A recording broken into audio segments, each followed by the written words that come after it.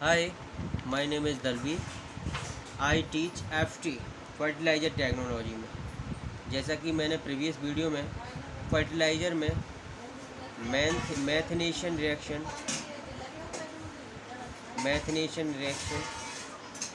Ammonia ammonia synthesis reaction और आपका catalyst reformer और कैटलिस्ट के बारे में बताया है और उसी से रिलेटेड हम एमसीक्यू क्वेश्चंस करेंगे। नाउ फर्स्ट क्वेश्चन है आपका। फर्स्ट क्वेश्चन देखो क्या है। मैथनेशन रिएक्शन में कौन सा कैटलिस्ट यूज होता है। जैसा कि मैंने प्रीवियस वीडियो में बताया मैथनेशन रिएक्शन के बारे में, इसमें आपकी मैथेन बनती है। क्या बनती है? CH4। इसे आप मैथेन बोलते और वो बनती कैसे है? कार्बन मोनोऑक्साइड प्लस हाइड्रोजन मिलकर के आपका CH4 बनाता है। ठीक है, मैथनेशन रिएक्शन में और क्या बनता है? और वाटर बनता है।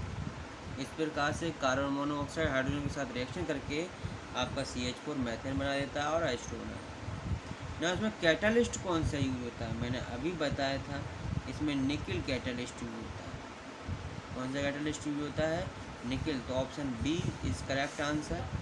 यहाँ पर दिख रहा होगा आपके लिए, निकल कैटलिस्ट होता है। मैथनेशन रिएक्शन समझ में आ गई। मैथनेशन के बारे में बताया मैंने अच्छे से। ना हम बात कर लेते हैं प्राइमरी कैटलिस्ट रिफॉर्मर में क्या यूज होता है। मैंने प्राइमरी कैटलिस्ट रिफॉर्मर बताया था, तो इसमें क्या होता है? प्राइमरी कैटलिस्ट रिफॉर्मर में आपके जो हाइड्रोकार्बन होते हैं उनको आप कार्बन मोनोऑक्साइड CO2 और H2 हाइड्रोजन में कन्वर्ट किया जाता है।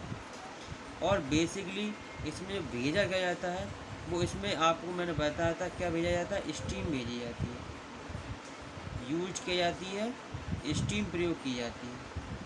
तो ऑप्शनों में देख रहा होगा आपको, steam A option is the correct answer primary catalyst reformer में। नाउ सेकेंडरी कैटलिस्ट रिफॉर्मर में क्या इंजेक्ट कराते हैं? जिस प्रकार से प्राइमरी कैटलिस्ट रिफॉर्मर होता है और प्राइमरी कैटलिस्ट रिफॉर्मर के बाद सेकेंडरी कैटलिस्ट रिफॉर्मर आता है हमेशा, तो उसमें क्या इंजेक्ट कराते हैं? सेकेंडरी कैटलिस्ट रिफॉर्मर में आप एयर को इंजेक्ट कराते हैं। इसमें किसकी मात्रा बढ़ती है? इसमें जब आप रिएक्शन कराते हैं, ये बेसिकली अमोनिया सिंथेसिस में प्रयोग होती है।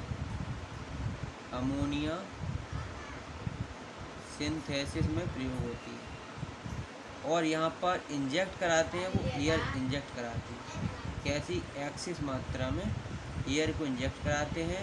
इससे CO2 आपकी उसकी मात्रा भी बढ़ती है। CO2 की, कार्बन डाइऑक्साइड की मात्रा बढ़ती है, जिसको हम किसमें? फर्टिलाइज़र इंडस्ट्री में यूज़ करते हैं। फर्टिलाइज़र इंडस्ट्री में यूज करते हैं इसको, CO2। ठीक है। नाउ फोर्थ क्वेश्चन देखते हैं। अमोनिया सिंथेसिस रिएक्शन में कौन सा कैटलिस्ट प्रयोग होता है?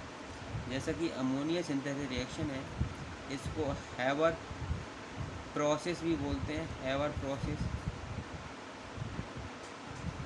हैवर प्रोसेस की जो रिएक्शन होती है वो N2 + 3H2 गिव्स 2NH3।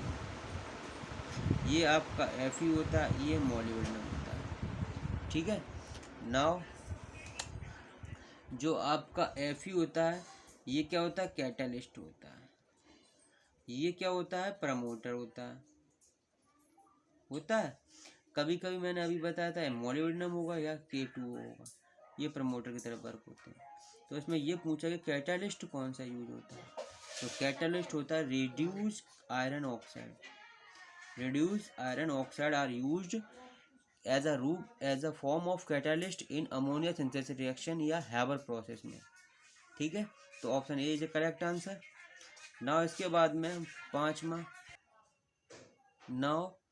जो आपका पांचवा क्वेश्चन है, promoter used in NH3 synthesis catalyst is. जो आपका प्रमोटर होते हैं अमोनिया सिंथेसिस रिएक्शन में, वो कौन सा होता है? जैसा कि मैंने अभी बताया था, या तो आपका मोलिब्डेनम होगा, मोलिब्डेनम, या फिर आपका K2O potassium oxide, potassium oxide होगा। ठीक है, तो ये आपके प्रमोटर के रूप में यूज होते हैं, K2O potassium oxide. A option is the correct answer in 5th question में। आई थिंक आप लोगों के समझ में आ गया होगा अमोनिया सिंथेसिस रिएक्शन में what is the promoter. Promoter का काम क्या रहता है?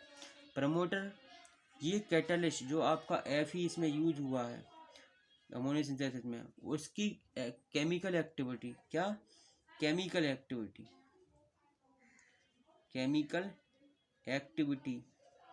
केमिकल एक्टिविटी को बढ़ा देते हैं प्रमोटर। ठीक है, तो option A is the correct answer. Now question number 6 देखते हैं।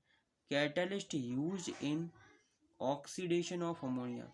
आप अमोनिया का ऑक्सीडेशन करेंगे। ऑक्सीडेशन किस में होता है? Presence of oxygen. ऑक्सीजन की प्रेजेंस में आप ऑक्सीडेशन करते हैं, तो कौन सा कैटलिस्ट यूज होता है? तो वहाँ पर यूज होता है प्लेटिनम रोहिडियम कैटलिस्ट यूज होता है। Option B is the correct answer. जब अमोनिया का ऑक्सीडेशन करेंगे तो प्लेटिनम रोहिडियम यूज करेंगे कैटलिस्ट के रूप में। नाउ 7th क्वेश्चन, जो आपकी अमोनिया सिंथेसिस रिएक्शन है वो किस प्रकार की रिएक्शन है?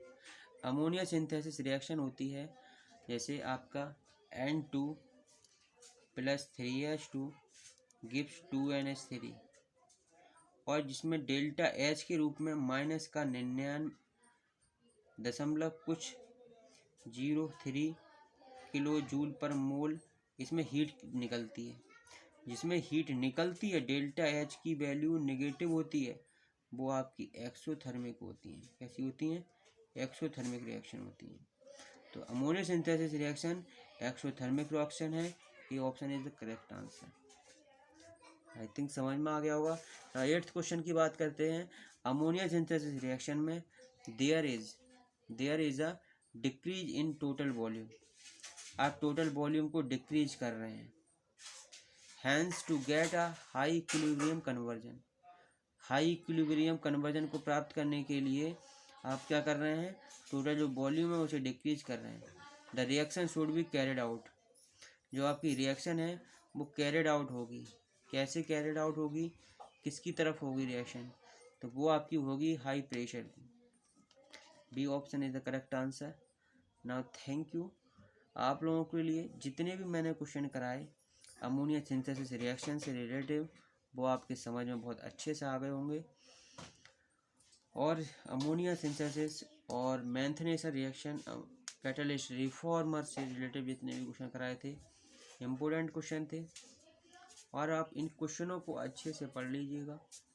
ना समझ में आए तो आप कांटेक्ट कर सकते हो। और वैसे तो ये क्वेश्चन बहुत इजी वेस हैं, और इस तरह के क्वेश्चन ही नॉर्मली आएंगे।